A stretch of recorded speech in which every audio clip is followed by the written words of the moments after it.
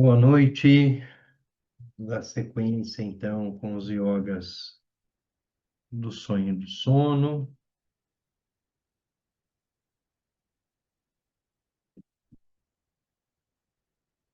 Iniciar com a prece de Guru Yoga. Da coroa da minha cabeça, o palácio da grande bem-aventurança, rezo a ti, benevolente lama raiz, ó precioso. Conceda-me as bênçãos de reconhecer a minha verdadeira natureza como Buda. Da coroa da minha cabeça ao palácio da grande bem-aventurança, rezo a ti, benevolente lama raiz, ó precioso. Conceda-me as bênçãos de reconhecer a minha verdadeira natureza como Buda. Da coroa da minha cabeça ao palácio da grande bem-aventurança, rezo a ti, benevolente lama raiz, ó precioso. Conceda-me as bênçãos de reconhecer a minha verdadeira natureza como Buda.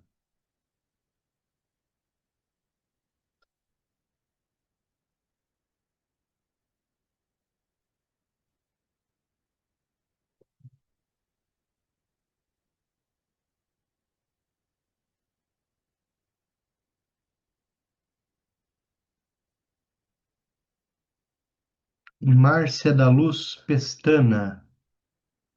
Ela já está no grupo. Ela está perguntando qual é o caminho, e como ela faz para se inscrever. Márcia, depois a gente coloca aqui o contato para você participar do grupo de WhatsApp. E no grupo de WhatsApp você consegue seguir, participar das reuniões, sempre segunda-feira às 20h30, né?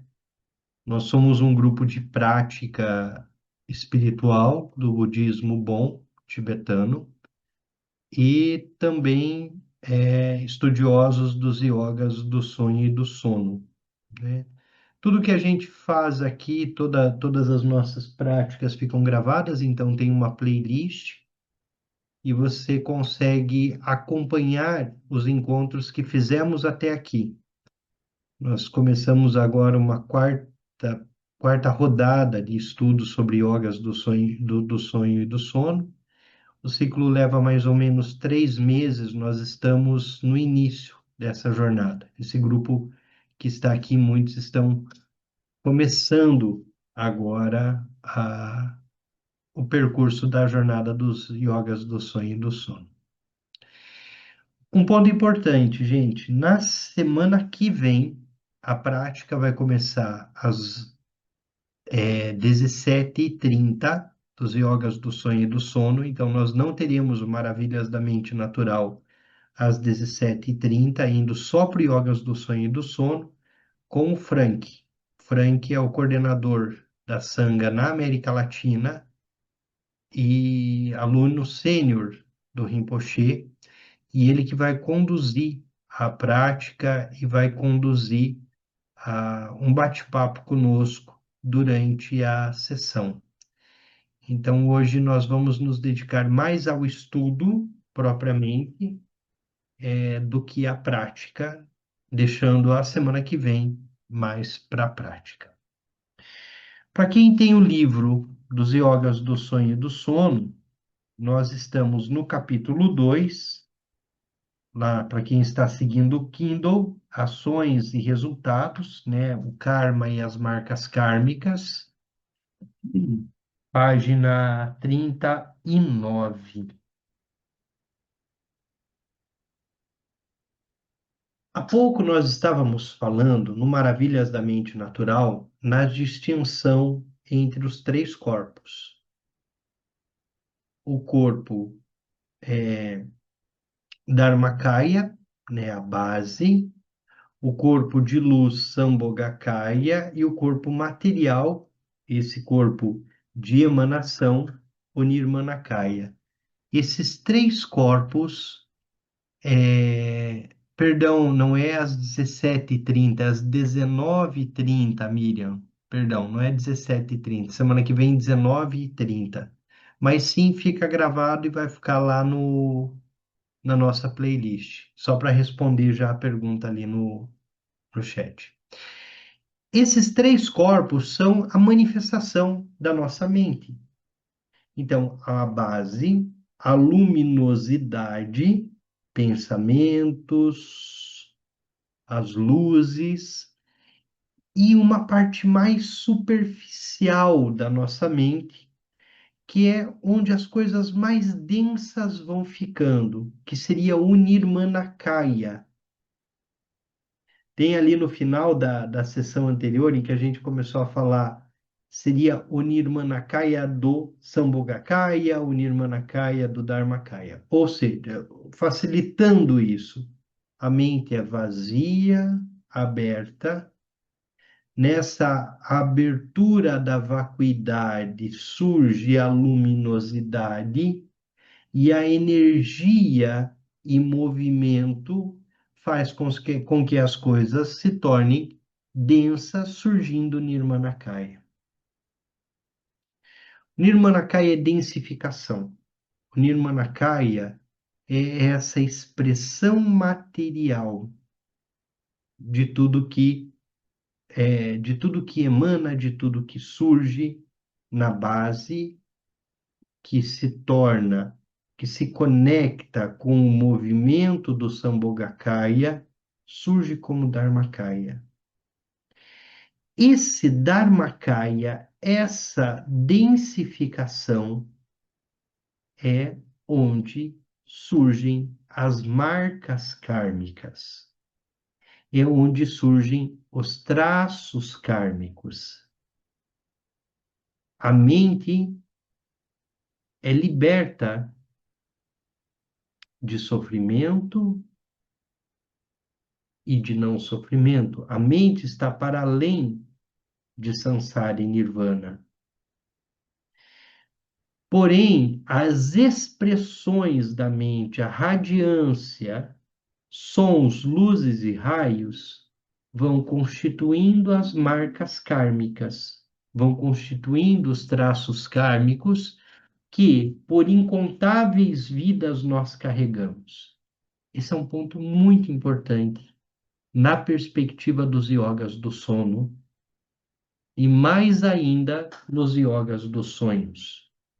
Porque o traço kármico, ele se manifesta nos yogas dos sonhos.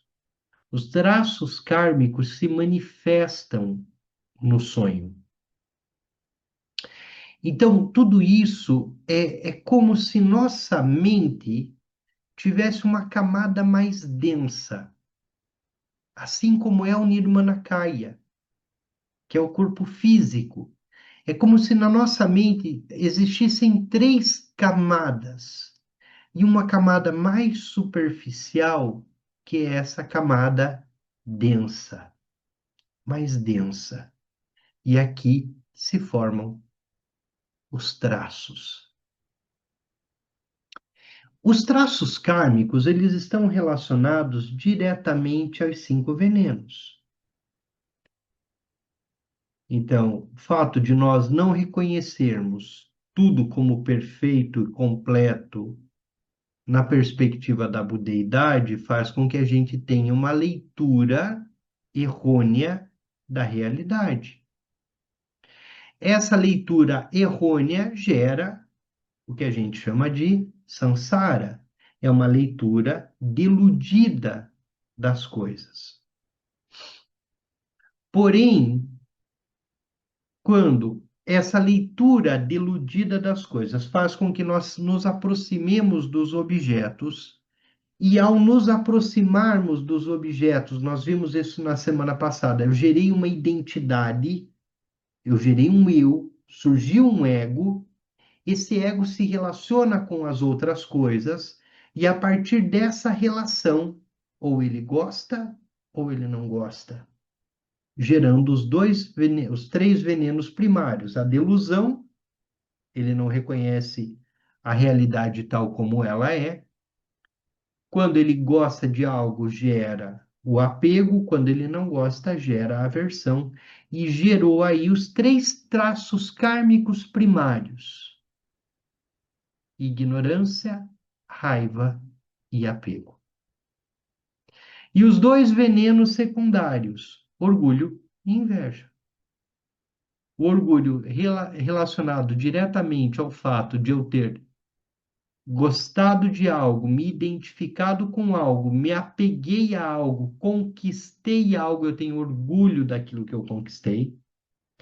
Ou desejar algo, não conseguir aquilo que eu queria, gerar uma raiva em relação a quem conseguiu, criando aqui o veneno da inveja. Esses 5 venenos geram os traços kármicos. Como esses 5 venenos geram os traços kármicos, a nossa mente ela começa a ficar condicionada nos traços gerados. Lembram que cada traço kármico nos conduz a um reino? Cada traço kármico está vinculado a um dos lokas, dos reinos da existência, a raiva ao reino dos infernos, o apego ao reino dos fantasmas famintos, a inveja ao reino a inveja ao reino dos humanos, a ignorância ao reino dos animais, o orgulho ao reino dos semideuses e o prazer de todos os venenos ao reino dos deuses. Então, esses movimentos da nossa mente faz com que a gente estabeleça traços kármicos em tudo que nós vamos fazer. Então, nós conhecemos pessoas em nossa vida, em nosso dia a dia, que elas fixaram, e nós acabamos fixando muitos desses traços kármicos em nuances diferentes. Então, quando fixamos, por exemplo, o traço kármico da raiva, tem pessoas que fixam tanto um traço kármico que qualquer condição é condição para sentir raiva. Elas tendem a sentir raiva de tudo. Por quê? Porque ela vai fixando o traço kármico. E é isso uma marca kármica, um traço kármico. Então ela foi construindo um traço kármico ao longo de incontáveis vidas. Aqui é o momento em que nós fazemos a leitura na perspectiva da tradição. Bom, então, ao longo de incontáveis vidas, esse contínuo foi fixando alguns traços kármicos. Então, não que o traço kármico seja necessariamente uma uma construção de uma lembrança ou de coisas de vidas anteriores, mas é como se naquele nirmanakaya, na densificação na mente, alguns desses elementos se cristalizassem e formassem como que chaves de leitura para a existência.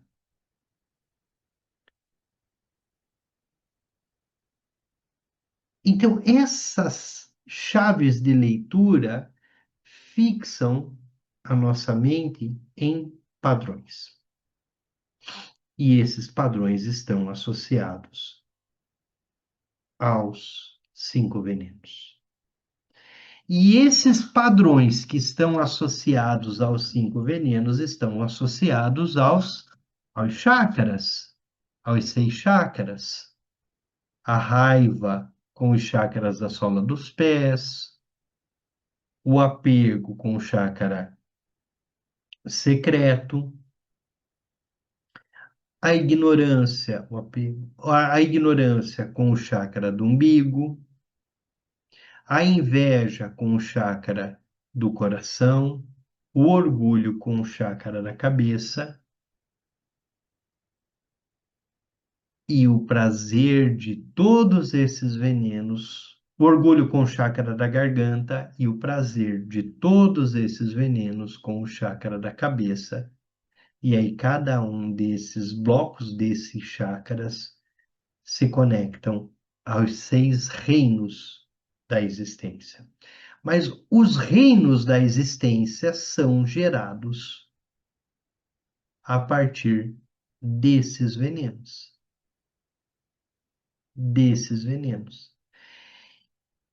Então, a depender de onde nós estamos, a depender dos traços kármicos que nós temos, os nossos sonhos manifestam esses traços kármicos. Os sonhos trazem os traços kármicos. E a leitura dos tibetanos em relação a esses sonhos, em relação a esses traços kármicos, dizem para nós como está a nossa mente em relação a isso. Então eu tenho um sonho em que de repente eu estou num determinado lugar que eu soube chegar e não sei sair. Eu estou num sonho em que eu peguei um carro, fui numa direção e de repente eu preciso voltar para casa, eu não sei mais como voltar para casa. Ou saí numa caminhada, me perdi, não consigo voltar. A tradição vai dizer que isso é uma conexão direta com o veneno da ignorância, e uma vez a conexão com o veneno da ignorância, há uma conexão com o reino dos animais. Então, os traços kármicos conduzem os sonhos, conduzem as experiências dos sonhos. E muito dos nossos sonhos expressam as experiências ou expressam as manifestações do nosso karma, da nossa vida, que se manifestam também no estado de vigília.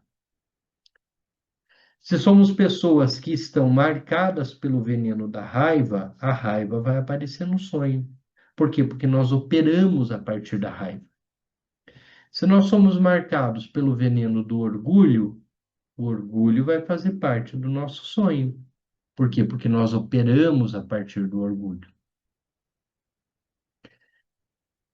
Isso na tradição tibetana é muito vivo, é muito presente. Tanto é que para muitas práticas mais avançadas, para meditações mais avançadas, para práticas espirituais mais avançadas, o primeiro passo é purificar os traços kármicos.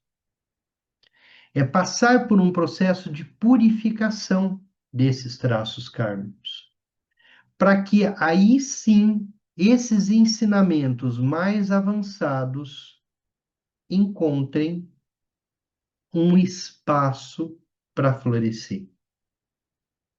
Porque o risco de recebermos alguns determinados ensinamentos, quando esses traços kármicos ainda são muito densos, faz com que a gente não consiga entender a essência do ensinamento, o, não entender o ensinamento como tal, e faz uma leitura dele a partir desses traços kármicos.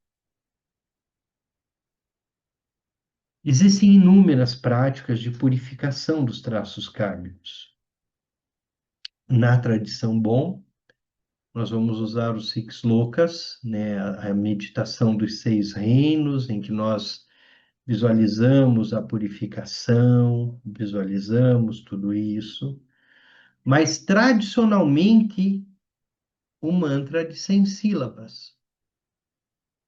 A acumulação do mantra de 100 sílabas como uma forma de purificar esses traços kármicos, visualizando o Shenlaokar acima da nossa cabeça, a luminosidade de Shenlaokar, o néctar de Shenlaokar preenchendo todo o nosso corpo e toda a impureza, todos esses traços kármicos, tudo isso saindo pelos nossos orifícios e alimentando os seres abaixo de nós que têm isso como alimento.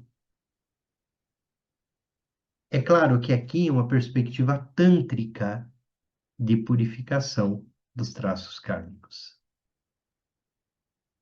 pela visualização, pela recitação de mantra, pela meditação tântrica, objetivamente. Há outras formas de purificação de traços kármicos, né? As práticas preliminares do Nundro, elas visam purificar traços kármicos. Não é à toa que fazemos 100.000 prostrações, não é à toa que recitamos 100.000 vezes o mantra de 100 sílabas, para que de alguma forma esse traço kármico seja purificado. E as experiências meditativas mais profundas possam acontecer e de forma livre de tudo isso que se densificou. Então, para o sonho, nós levamos nossos traços kármicos. E quem já está há algum tempo já entendeu que o sonho é como o bardo da morte. No momento em que nós morremos, nós surgimos num corpo de sonho e tudo aquilo que nós vivemos num sonho, nós viveremos no bardo da morte até encontrar o renascimento, ou atingir a iluminação, ou voltar, ou chegar e ter um renascimento. E num corpo de sonho, assim como um corpo do bardo, que é um corpo de sonho, tudo aquilo que nós sentimos se torna, nós nos tornamos o que nós sentimos. Se o traço kármico da raiva está muito fixado, o simples fato de sentir raiva ali faz com que nós nos tornemos a raiva. Por isso, quando nós tratamos de pessoas que acabaram de falecer e adentraram o bardo, nós vamos tomar muito cuidado com as coisas que essa pessoa tinha. Porque se ela tiver uma conexão conosco nesse momento e nós sentimos raiva dela, ela pode sentir muita raiva.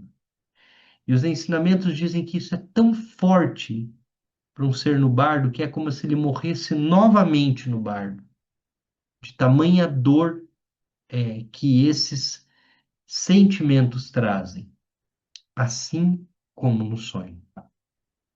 Sentir raiva no sonho é se tornar a própria raiva. É a, é a emanação do veneno. O apego se torna intenso no sonho. Por quê? Porque no sonho, assim como no bardo, a mente não tem limites. Enquanto nós estamos no estado de vigília, nossa mente tem um limite chamado corpo físico. Se eu quiser ir para o Nepal agora, considerando meu corpo físico, eu vou levar pelo menos uns 5 dias para organizar a viagem, para comprar passagem, para pegar um avião, levar 30 horas para chegar no Nepal, ter um overbook, como que chama isso? Lá não é a diferença de fuso horário. Então, ter essa diferença de fuso horário, viver todo esse drama do tempo para experienciar o Nepal. Agora, se eu estou no corpo do bardo, no corpo do sonho, em um instante eu estou em qualquer lugar. Porque não há limite físico para a mente no corpo de sonho. Ao mesmo tempo que o nosso corpo físico contém a nossa raiva, contém o nosso apego, contém o nosso orgulho, contém a nossa ignorância, nos limita em nossa inveja, no corpo de sonho, no corpo do bardo, não há essa contenção. Então, tudo é muito intenso, tudo é muito vivo e tudo é muito presente. Ao passo que o simples fato de sentir apego no bardo se torna o próprio apego. Aí que os tibetanos têm toda uma preocupação com o que nós deixamos depois da vida. Quem entra num treinamento mais profundo de POA, que é a transferência da consciência na hora da morte, vai ser incentivado a já fazer um testamento, a já doar tudo em vida o que tem, já se desapegar de absolutamente tudo para que nada disso seja uma preocupação durante o período do bardo. Da mesma forma que nós, como praticantes de yogas dos sonhos, temos de alguma forma, não levar para o estágio do sonho todas essas coisas que nós carregamos, todas esses elementos densos que nós carregamos na associação com os venenos. Traço kármico é isso. É a experiência que nós temos de alguns venenos e como nós vamos fixando esses venenos em nossa mente e como nós passamos a operar, a funcionar, a trabalhar, a ler o mundo a partir desses venenos. Quando nós recebemos a transmissão do Geshe-Dema de Yeshwalmo e praticamos essa deidade, nós estamos pedindo para que ela remova os meus obstáculos internos, externos e secretos e dissolva tudo na vastidão do espaço. E quais são os obstáculos? Os obstáculos para a nossa iluminação são os traços kármicos, são as marcas kármicas que nós fomos colocando ali na superfície de nossa mente ao longo de milênios.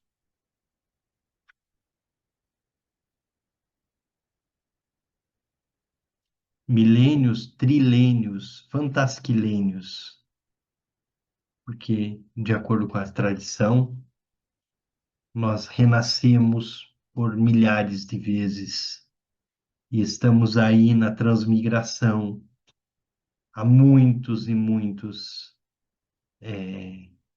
desde que o mundo surgiu, né? Ou melhor, como os tibetanos dizem, desde sempre, desde o início sem início, né? Desde sempre estamos buscando a saída do samsara.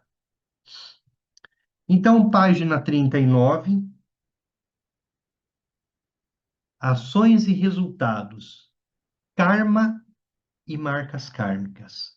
O sofrimento está enraizado em nossas mentes. De onde surge o sofrimento? Os venenos. Quais são os venenos principais? Ignorância, orgulho, ignorância, raiva e apego. Colocamos a culpa de nossa infelicidade na situação e acreditamos que seríamos felizes se pudéssemos mudar nossas circunstâncias.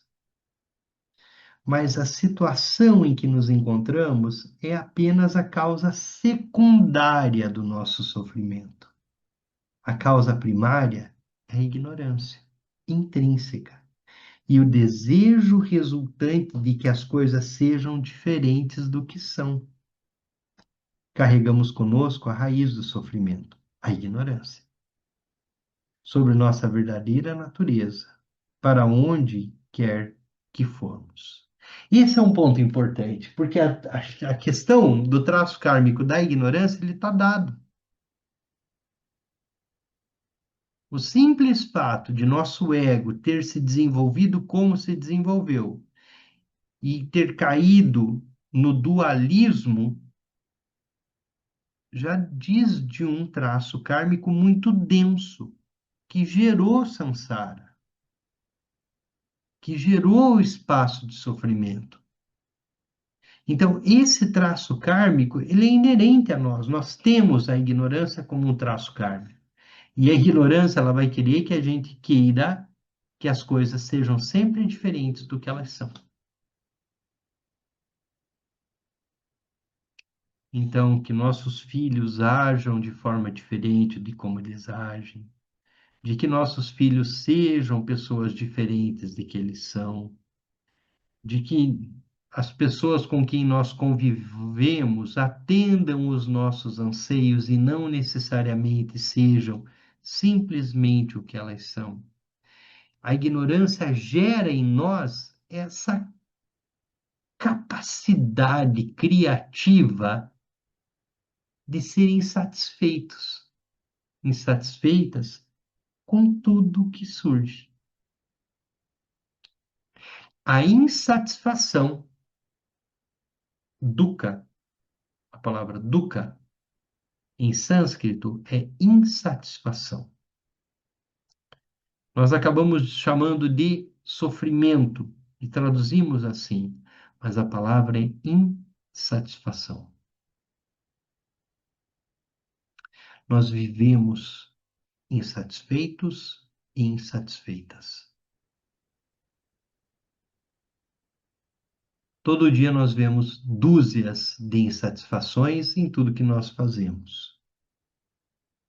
Talvez tomemos a decisão de escapar das tensões da cidade. Ah, não, a cidade é muito difícil, toda esse barulho, todos esses carros, então eu vou morar na roça, porque lá eu serei feliz. Não terá carros. Vou plantar, como eu fui religioso, né? Já contei isso para vocês, fui monge.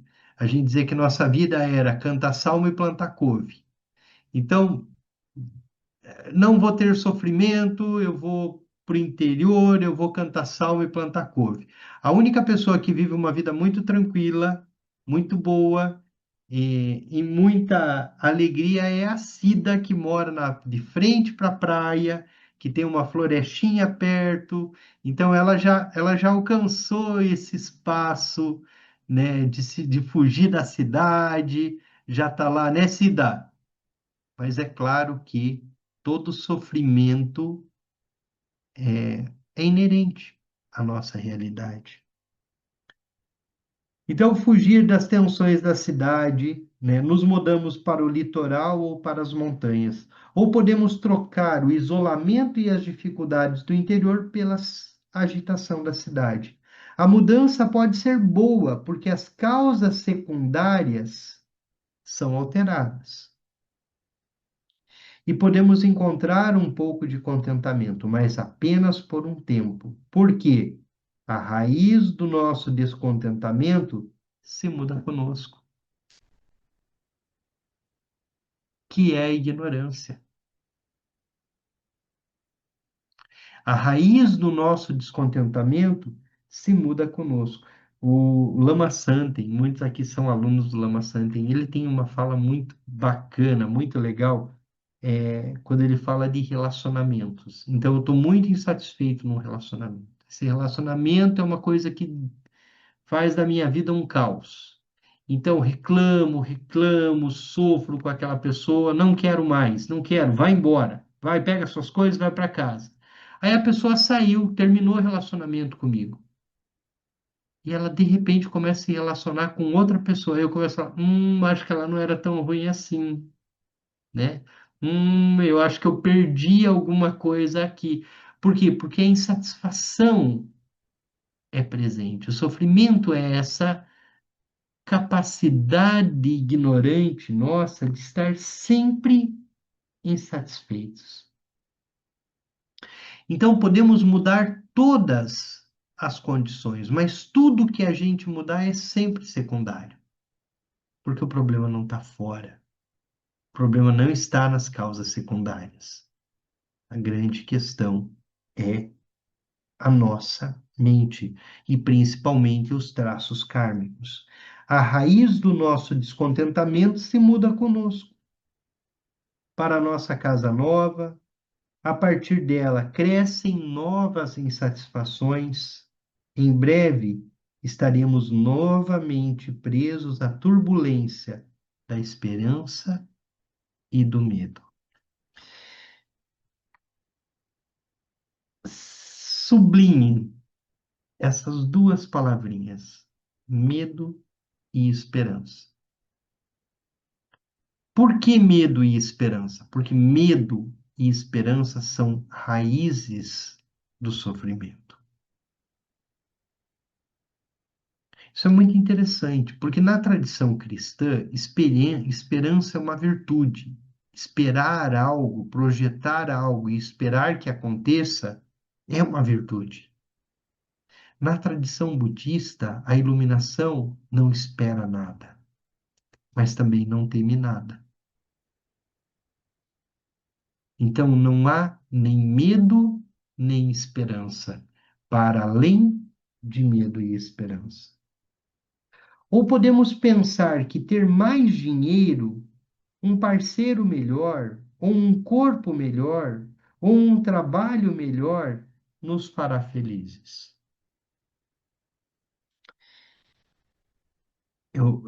Hoje a gente está vivendo um movimento muito interessante e que tem facilitado muito a vida das pessoas, que é as canetinhas emagrecedoras, né? Todos nós que ao longo dos anos adquirimos alguns quilinhos a mais, acreditamos que resolveremos todos os problemas com a canetinha emagrecedora. E usamos aquilo, tal, e rapidinho a barriga desaparece, as coisas mudam e ficamos mais felizes, só que não. Por quê? Porque sempre na perspectiva da ignorância, nós teremos um outro movimento surgindo para ocupar esse espaço que era antes a dor de ter a barriguinha de cerveja ou qualquer coisa que o valha. Então, a ignorância vai fazendo com que a gente entre num ciclo de sofrimento que se alimenta do desejo e da aversão. Não gosto disso, quero aquilo, né? Ela vai se alimentando disso. Mas se formos honestos com nós mesmos, sabendo que isso não vai durar, que essa felicidade é transitória, momentânea, talvez dure algumas horas ou alguns dias. Os ricos não estão livres do sofrimento. Um novo parceiro nos desagradará de alguma forma. O corpo envelhecerá. O novo emprego se tornará menos interessante. Por quê? Porque na nossa perspectiva, na visão, nós temos de ter em mente que a insatisfação permeia tudo, tudo, absolutamente tudo. Ao mesmo tempo que tudo que os nossos olhos tocam, tudo, até nós mesmos, estamos fadados a ser extintos, estamos fadados a acabar, porque a impermanência permeia tudo. O sofrimento e a impermanência permeiam absolutamente tudo. A única coisa que sempre será permanente será a própria impermanência. A única constante é a impermanência. Desejávamos, desejávamos muito ter a casa na praia. Trabalhamos 30 anos para construir a casa na praia. No ano seguinte, a gente já não quer mais a casa na praia porque dá muito trabalho. Então, esse ciclo de sofrimento e insatisfação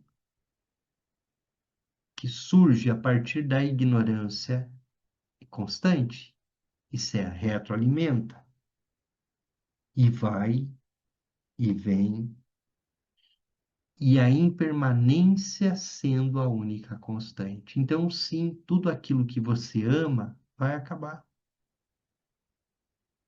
Faça as pazes com a impermanência. Esteja pronto, pronta, para que aquilo que você mais ama e que você tem mais apego se esvairá. Relaxe.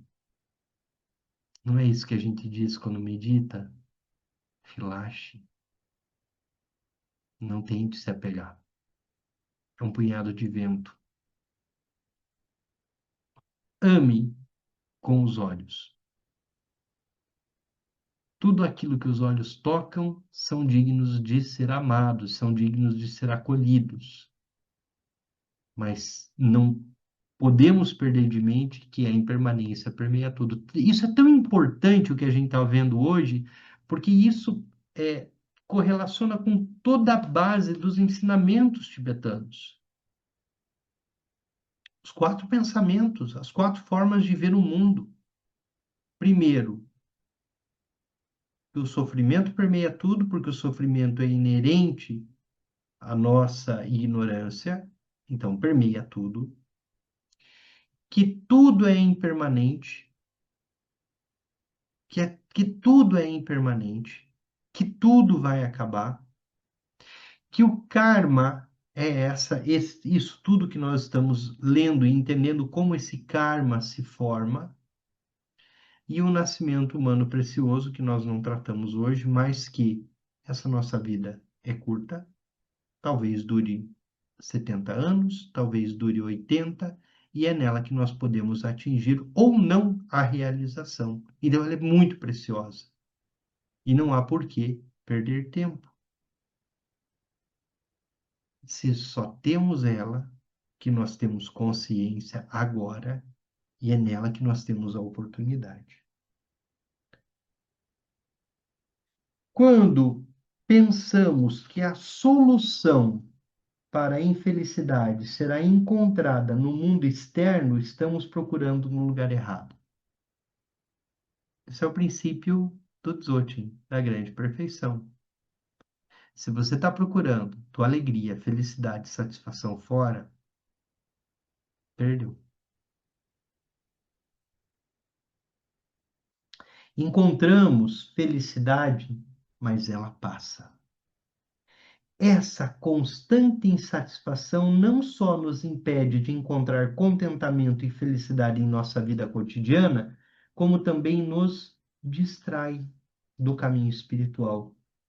Lançados, lançadas de cá para lá, pelos nossos desejos em constante mudança, somos governados pelo nosso karma e plantamos continuamente sementes de futuros frutos kármicos.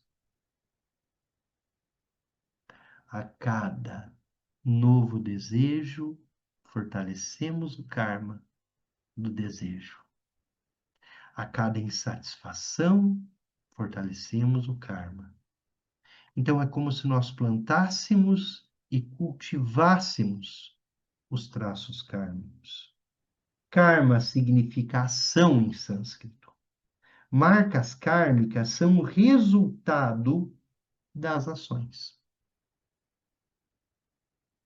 que permanecem na consciência mental, influenciando o nosso futuro, formando os traços. Podemos compreender parcialmente as marcas kármicas se pensarmos nela como tendências presentes no inconsciente. São inclinações, padrões de comportamento, internos ou externos, reações enraizadas, conceitualizadas, habituais. Elas ditam nossos hábitos emocionais característicos e a nossa rigidez intelectual. Elas condicionam cada reação que normalmente temos frente a cada elemento da experiência. Porque nós reagimos da forma com que nós reagimos a certas coisas. Nós fomos criando um traço kármico, fomos criando uma identidade e ela se fixou. e ela se manifesta dessa forma.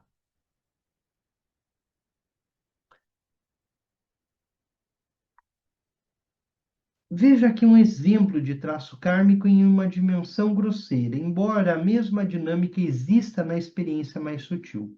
Um homem cresce em uma casa em que há muita briga. 30 ou 40 anos depois de sair de casa, caminhando por uma rua, ele passa por uma casa em que as pessoas estão discutindo em voz alta. Nessa noite, ele tem um sonho, no qual está brigando com sua esposa ou parceira. Quando acorda pela manhã, ele se sente magoado e distante.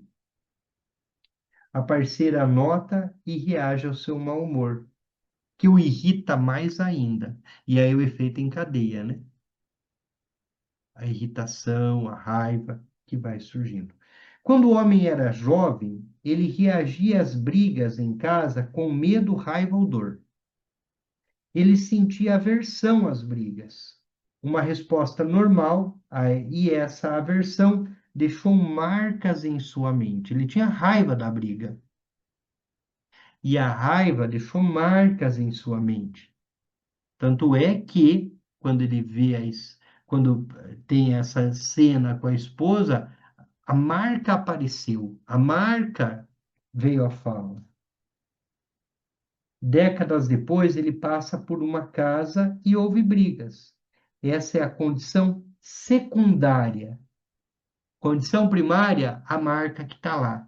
A secundária é aquilo que se manifesta no dia a dia e aciona aquela lá, para estimular a antiga marca kármica, que se manifesta em um sonho naquela noite, embora pudesse se manifestar como um estado de humor, um comportamento, uma cadeia de pensamentos e memórias. Então, é muito bonito quando nós vemos como os nossos traços kármicos aparecem, como nós reagimos às coisas. Ali nós conseguimos identificar como o nosso traço kármico como essas marcas estão cristalizadas, pela forma com que nós reagimos às coisas que acontecem no dia a dia. No sonho, o homem reage à provocação da parceira com sentimentos de raiva e dor. Por quê? Porque quando ele era menino e tinha a briga em casa, ele manifestava raiva e dor, ele tinha raiva da briga. Essa reação é governada pelas marcas kármicas guardadas em sua consciência mental quando criança e provavelmente reforçadas muitas vezes desde então. Quando a parceira no sonho, que é inteiramente uma projeção da mente do homem, porque a parceira do dia a dia é uma projeção também, porque a leitura que nós fazemos da parceira é o que nós esperamos que ela seja. Agora, a parceira que surge no sonho é exatamente a mesma, talvez, do dia a dia, e a relação no sonho é a mesma, mas tudo ali é o próprio homem. É ele, é a parceira é uma projeção.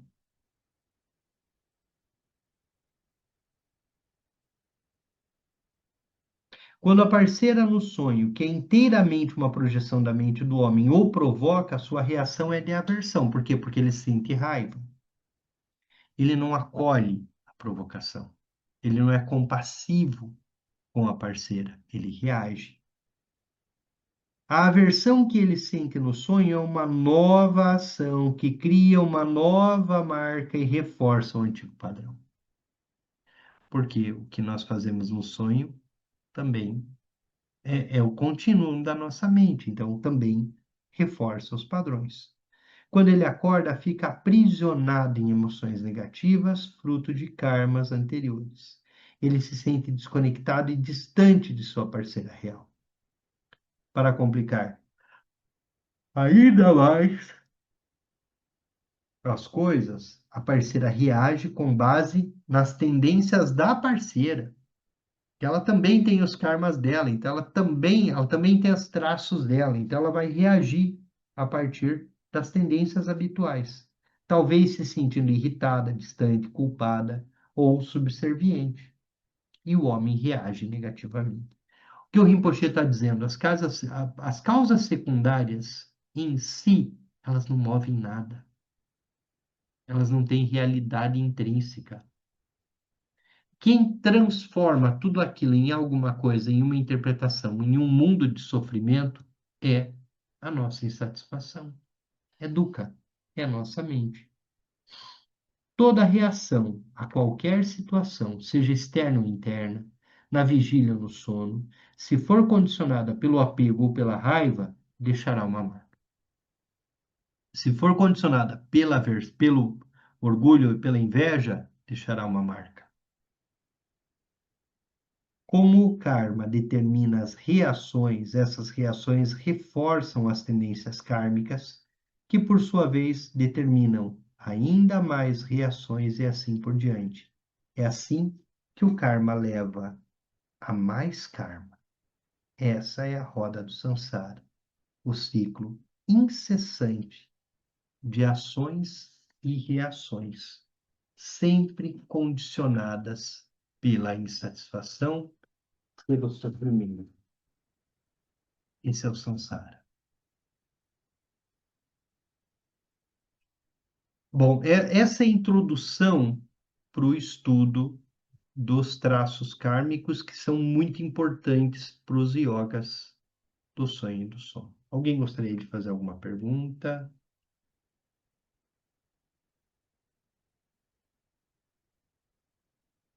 Alguma dúvida?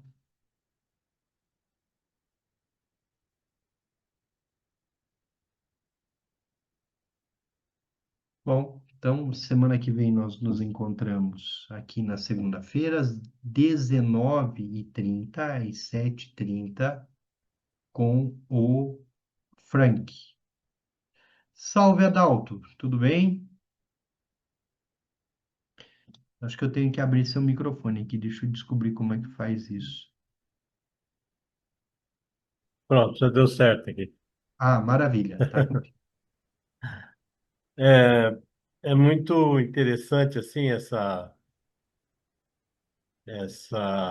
leitura de hoje, né? Os comentários a respeito das marcas, né? É, e fazendo assim um comentário sobre a prática da yoga dos sonhos, né? A gente percebe que a mente da vigília, embora ela impacte, seja impactada pela mente de sonhos, né? A gente percebe também que quando a mente da vigília desmaia, né? Vamos dizer, quando a gente entra no sonho e ela desmaia, a mente do sonho ela parece mais mais maluca, vamos dizer, né? Ela entra em histórias que, de alguma forma, na vigília, talvez a gente já consiga trabalhar melhor, né? Eu tenho percebido muito isso, né? Às vezes eu me deparo com sonhos, né? E eu não consigo, ter lucidez nesses sonhos, né? Mas aí de manhã eu acordo e falo, nossa, em que caminhos, né? Em que escaninhos, em que drives a minha mente de sonho entrou para gerar essas aparências, né? É muito maluco assim, que é o que ela revela, né? Então, é esse comentário que eu queria fazer, quer dizer, de alguma forma a gente percebe uma certa, uma certa dicotomia ou uma parecência, meio distópica até entre essa mente de vigília e essa mente, de sonhos, né? Alguns sonhos não, alguns sonhos você vê que colou, né? Você age, mais ou menos como se ele agiria na vigília, mas boa parte deles, realmente eles surpreendem, né? Então eu queria fazer esse comentário aí e te ouvir um pouco sobre isso. Adalto, muito obrigado pela pergunta. Primeiro, só responder a Gabriela aqui, que ela pode escrever a pergunta aqui no chat, que a gente já conversa um pouquinho sobre ela. Adalto, isso é um ponto muito importante. Uma prática preliminar para os yogas dos sonhos é a prática de Shine, é a prática de Shamatha. E daqui a pouco nós vamos chegar em Shine Shamatha e a gente vai fazer o curso de Shine Shamatha aqui, né? O Rinpoche, ele vai trazer para a gente o curso, quer dizer, a gente está traduzindo o curso, então a gente vai usar alguns encontros para que a gente aprenda, pratique, fortaleça e tente estabilizar a prática de Shine Shamatha. Por que Shine ou Shamatha? Por que que isso é tão importante? Porque no sonho, Adalto, de repente nós estamos num mundo em que nós não temos um corpo físico que, ao mesmo tempo que nos segura, também nos direciona. Quando nós estamos fazendo chinê, nós temos ali diante de nós uma letra A ou chamata com um ponto num determinado lugar. Fixamos o nosso olhar, então nós projetamos aquilo, nós paramos ali, ficamos por 5 minutos, depois com 10, depois com 30, com 1 hora, a depender do nosso nível de prática. E o corpo físico nos protege. E nós só temos que lidar com os pensamentos. E ali em chamata, nós nos confundimos com os pensamentos, ora não, então o corpo físico nos dá uma certa segurança. A mente da vigília é tão louca, tão doida quanto a mente do sonho. Se solta em chamata. Não, não, não, não fica evitando seguir os pensamentos para você ver o que acontece. É uma mente tão doida quanto a mente do sonho. Eu lembro de uma. Porque, assim, quando eu comecei a praticar, e ainda hoje tem muito disso, tem aquela técnica de durante chamata, a cada vez você vai contando os números um, dois, três, e cada vez que a mente se perde em um pensamento, você volta a contar um. Então, às vezes, eu estou ali, um, um, um, 20 minutos do relógio, ainda estou no número um. Por quê? Porque essa mente é essa loucura. O pensamento passa, ela quer seguir. E ela adora dar vida para os pensamentos. Aí eu estava numa prática e de repente eu escutei um passarinho cantar. O que que nós deveríamos fazer em chamata, pela audição? Né? Porque chamata não é só a visão, chamata é a audição. Cantou, passarinho, volta para a prática. Imediatamente surge um encadeamento de pensamentos. Sabiá. Sabiá come banana. Eu tô aqui meditando. Sabiá, sabiá come banana. Que vontade de comer pão, feijão e banana. Quer dizer, imediatamente a nossa mente vai encadeando uma série de coisas e no sonho é a mesma coisa. Essa noite o meu sonho foi uma coisa divertidíssima, maluca. E assim como você comentou, às vezes eu não estava lúcido, eu sabia que aquilo era um sonho, mas eu estava usando um pijama de girafa. E eu estava achando o máximo, sonhando que eu estava andando pela minha casa, vestido com aquela roupa de girafa, e aí tinha uma pantufa enorme, um pezão de girafa. Eu nem sei se girafa tinha um pé tipo o Homem das Cavernas, sabe? Mas aquela girafa do meu sonho, que eu estava vestido de girafa, tinha pé dos Homens das Cavernas. Não Homem das Cavernas, aquele é, abominável Homem das Neves, né? Então, tudo isso é essa loucura do nosso sonho não lúcido, expressando todos os traços kármicos. E aqui tem um ponto importante. O que que vai diferenciar yogas do sonho e do sono das práticas, por exemplo, psicanalíticas em relação ao sonho? Ou da terapia, da psicologia profunda em relação ao sonho? Para a prática dos yogas do sonho e do sono, as imagens não são tão importantes. O que surge, o que nós ouvimos, não é tão importante. O mais importante é que traço kármico está aparecendo ali que nós precisamos trabalhar no caminho da iluminação. Qual foi o sentimento gerado para aquele pijama de girafa com pé de abominável homem das neves? Apego. Eu estava me sentindo uma criança, adorando estar usando aquele pijama. Uma coisa até lúdica, mas de alguma forma tem um traço kármico relacionado ao apego, que o sonho traz todos esses elementos. E é claro, Adalto, às vezes a gente está lúcido no sonho. E aí, quando a gente está lúcido, eu tinha um colega de prática de yogas do sonho e do sono que ele desenvolveu a lucidez. E ele aproveitava o sonho para namorar as meninas que ele conhecia. Quer dizer, ele desenvolveu a prática e aí ele aproveita. Quer dizer, ótimo, se divertia um monte durante o sonho, mas ele não estava trabalhando seus traços kármicos. Ele estava ali reforçando. Não que namorar seja um problema, porque inclusive isso pode acontecer no yogas dos sonhos. Mas qual é a intenção? Qual é a necessidade? E eu estar fazendo da prática espiritual um grande playground, né? Assim, uma grande brincadeira.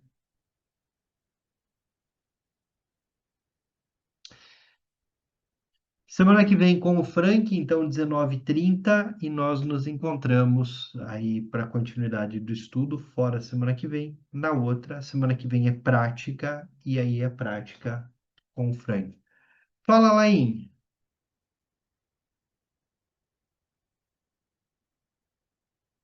Laís, quer usar o microfone? Levantou a mão. Acho que ele não consegue.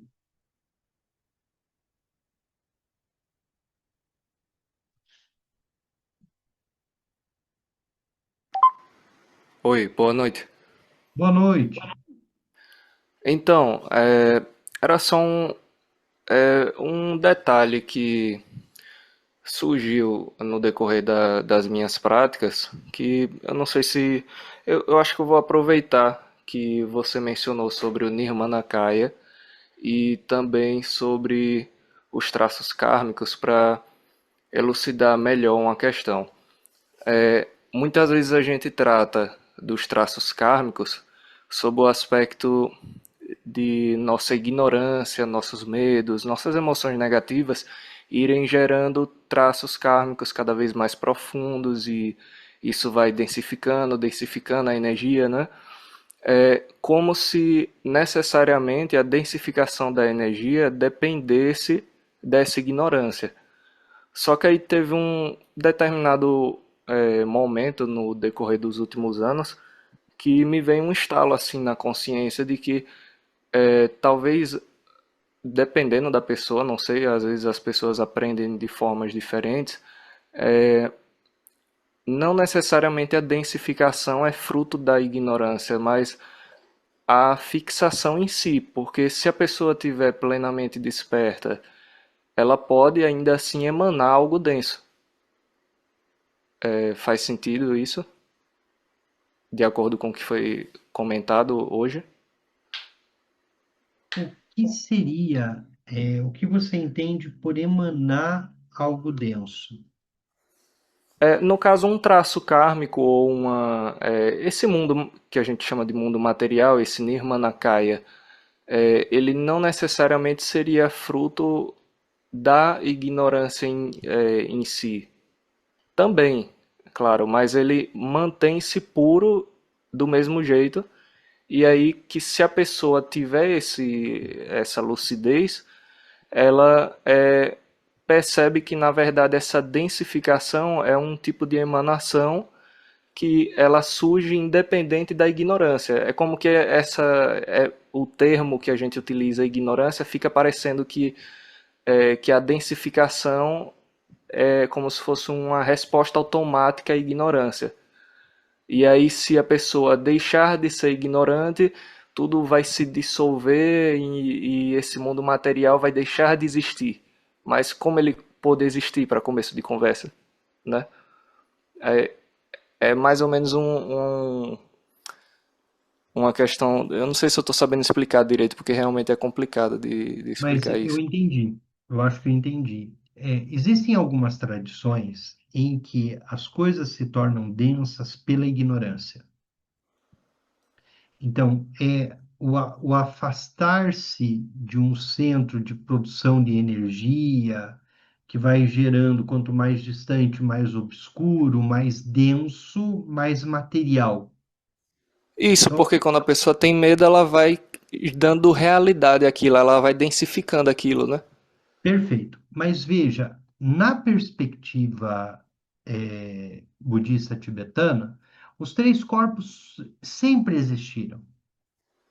Isso, é exatamente isso. Sempre existiram. E o corpo de Nirmanakaya, ou corpo Nirmanakaya, quer dizer corpo, o Nirmanakaya é o corpo denso que surge da energia que brota da vacuidade e da claridade.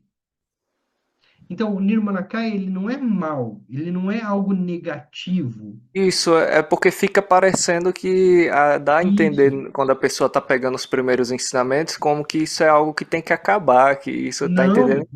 Não, Como, essa é a condição de possibilidade, não há outra. E ele é perfeito e completo, ele é a mandala dos vitoriosos. Quer dizer, qual é a mandala perfeita? É o nosso corpo físico. Então, não tem problema, nesse aspecto. Onde os traços kármicos estão? No que fazemos com tudo isso? E como nós reproduzimos tudo isso? E aí geram os traços kármicos. Então, não é a densificação, que é a energia da relação entre a base e a luminosidade, a vacuidade e a claridade, essa energia densifica. Mas isso não é ruim. é o que Simplesmente é o que é. isso, é exatamente quando eu caí na real disso, principalmente quando eu tive um sonho lúcido em que eu simplesmente peguei algo mais sutil e aí densifiquei ele. E aí eu refleti, e necessariamente o ato de densificar algo não quer dizer que eu gerei uma ignorância, porque eu estou aqui lúcido, Agora, né? se o que te levou a densificar esse sonho foi o desejo de ter, o desejo de manter, aí tem um objeto para o trabalho nos yogas do sonho. Sim, sim, compreendo. Perfeito? Sim, sim. Obrigado, Era Alain. só uma Sim. observação mesmo, sobre a questão de tratar como densificação e sutilização das coisas. Quando a gente olha por esse ponto de vista, fica tudo mais neutro, digamos assim. E tudo é puro. E os três Isso, corpos igualmente. são um. Eles não são separados. Essa separação é meramente didática, né? É como se fosse um jogo, uma brincadeira das energias mesmo. É. Muito obrigado, Alain. Oli, Gratidão.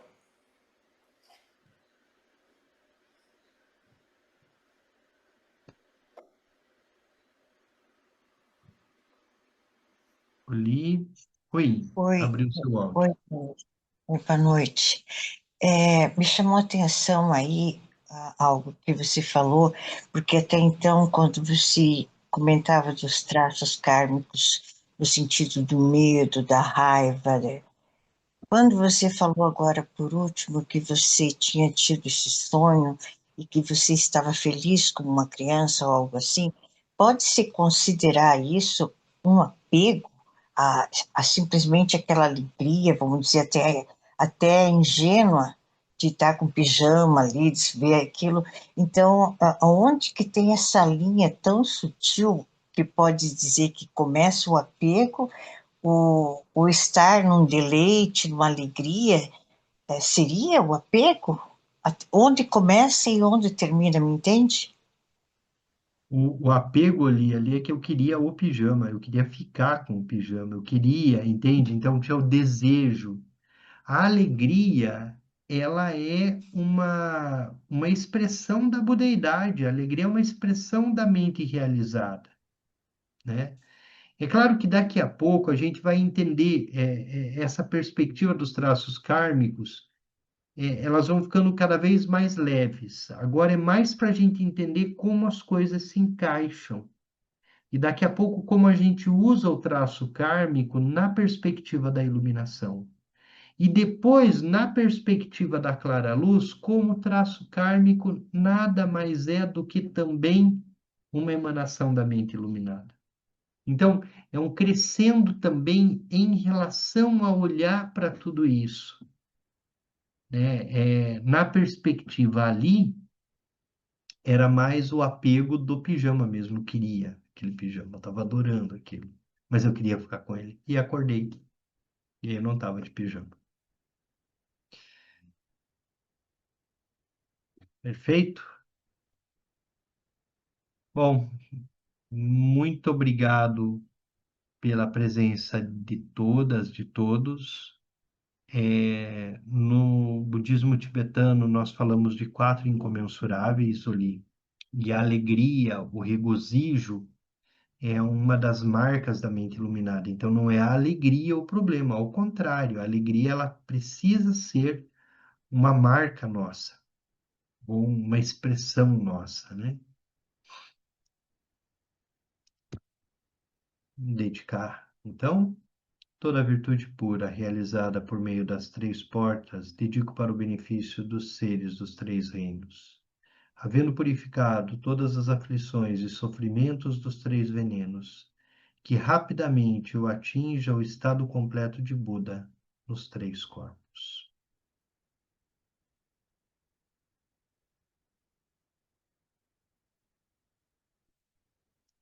Façamos votos de longa vida a Teze Wangyal Rinpoche, nosso professor.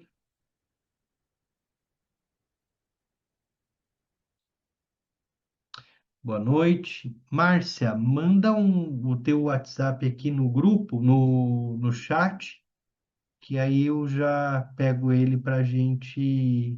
Eu vou fazer o seguinte, vou botar meu WhatsApp ali, aí você me manda uma mensagem, tá? Maravilha. Já coloquei lá meu WhatsApp, você manda uma mensagem e a gente coloca nos grupos. Obrigado. Boa noite.